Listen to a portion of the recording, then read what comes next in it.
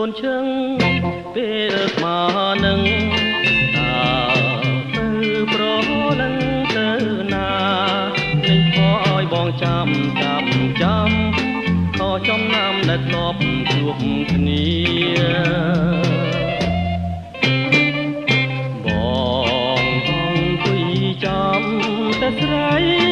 មួយរាត្រីទៅហើយ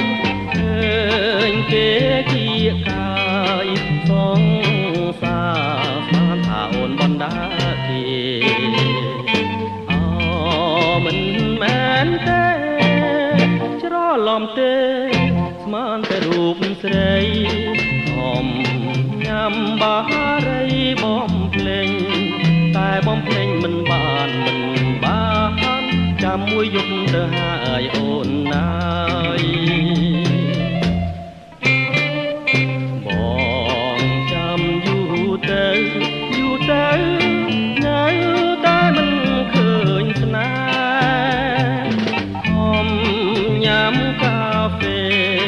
កុំឲ្យងងុយអង្គុយចាំមើលលើចាំយូ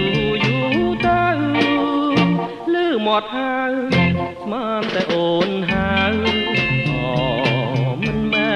នទៅហៅឡើយព្រះអើយម្ដាយបងហៅទេហើយគាត់និយាយថាបងមិនគេ